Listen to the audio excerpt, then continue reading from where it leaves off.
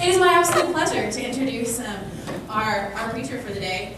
Taylor Gillum just graduated from Tarleton State University and will be attending Perkins School of Theology in the fall. She is a candidate for ministry and one of the most amazing, genuine, lovely young women I know, and we're so happy to have her today. Welcome her, please.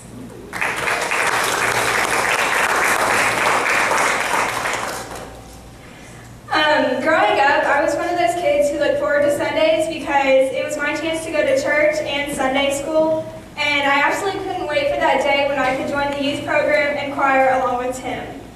When I finally hit 6th grade and joined the Company family, I was super active. I went every Sunday. I did Sunday school, went Sunday nights, choir. I attended every mission trip and choir tour and breakaway that I had the opportunity to. And I had amazing Sunday school teachers and youth leaders that they were teaching me about God, how I should live my life, and my faith really started to grow with them. But once I hit high school, I kind of hit a wall in my faith journey. I felt less connected with my class, so I stopped attending Sunday school and I stopped going Sunday nights regularly like I had been. And it was one morning I was in fellowship hall getting ready to go to Sunday school with my mom because that's what I had reverted to. And Miss Pomponio actually came up to me and she was like, "Do you want to come be a journey shepherd upstairs?" And my first thought was, I don't really know that this is what's for me. I'm not sure if that's a good idea, but at that point I was tired of going to Sunday school with my mom. I needed a change, so I told her I would go.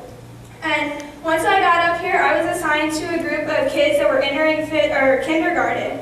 And that first Sunday, I was hooked. I fell in love with these kids. I loved helping them learn about God. So I actually stayed with these kids every year that they moved up. And then I went off to school, and I even came back during the summers and was their journey shepherd until they actually entered 6th grade this year. Once I went off to school, I went to Tarleton State, like Stephanie said, and I began studying animal science with an emphasis in veterinary medicine. Ever since I was in elementary school, I'd wanted to become a veterinarian, and I was one of those kids who, once I got that idea in my head, that was the path I was taking, and I wasn't listening to anybody else. So with that in mind, I didn't give a second thought to all that work I did in the journey with those kids. I was setting my plans to become a vet and didn't even stop to think that maybe God had another plan in store for my life. I was going to become a vet. That's what everybody who knew me was expecting me to be, so why should I even entertain the idea of a different career job if that's what everybody wanted me to be? Then it was 2 Aprils ago, Miss Bishop came to me one Sunday when I was home for the weekend, and she asked me if I wanted to be the children's ministry summer intern. My first thought that came to my mind was, no, this has nothing to do with being a vet. It's not going to help me get into vet school.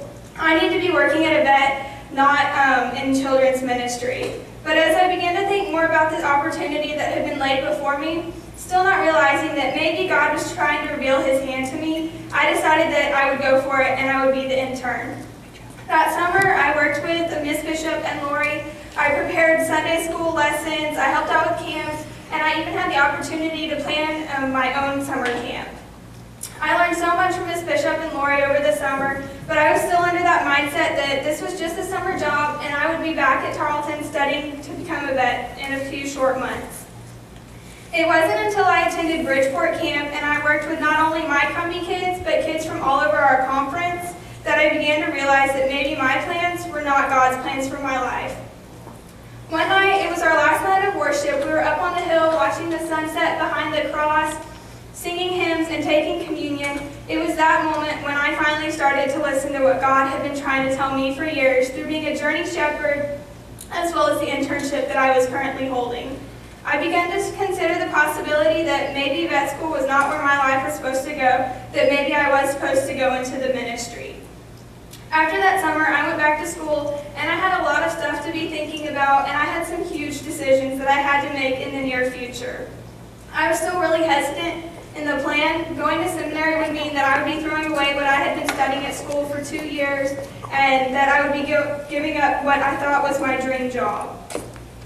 But with that, I went ahead, I kept praying to God about it, about what path I needed to be taking, and I decided that I would risk it all and answer God's call in my life, and in November I applied to Perkins School of Theology. I started on a path towards becoming an ordained elder in the United Methodist Methodist Church, and I began to stop studying all of my classes for veterinary medicine. And I was still really unsure that I made the right decision. I had completely given up everything, but in February I got a call saying that I had been accepted into Perkins. And at that moment, my faith, which unfortunately when I got into college, I kind of put it in the back burner. I put studies before it. But it was that moment when my faith was restored, because I took a huge leap of faith and God was there. He caught me. He didn't let me fall. So after finding out that I would be attending Perkins in the fall, I could see a huge faith journey in myself. I attended our small Methodist church regularly every Sunday, and I became part of our Wesley Foundation, which was really, really small at the time, and I was there to help them build it up and get more students to come in.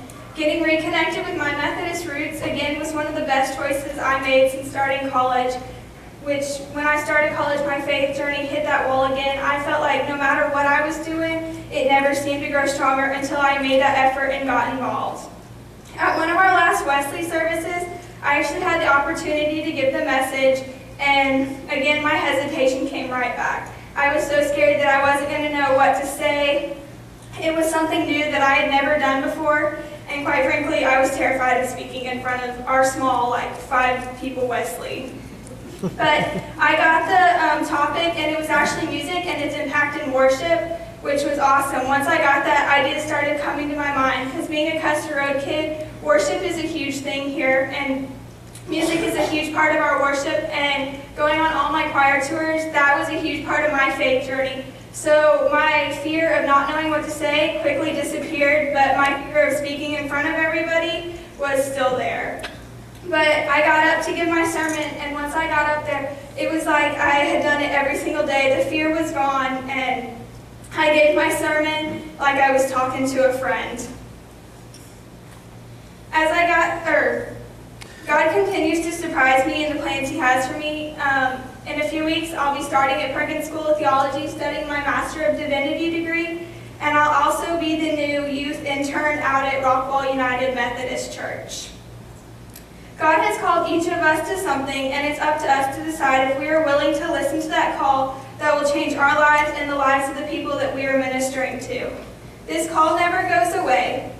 If the line is busy, God's going to call back, and if the phone is busy, God's going to try the door, Twitter, or Facebook. God is calling. Have you ever really answered His call? Have you ever finally stopped and said, "Here I am, send me"? The purpose of your life is waiting to be fulfilled, and God can accomplish it whether you're 10, 50, or 100 years old. God wants you on the team. What will your answer to His calling be? Are you willing to risk it all to answer God's call in your lives?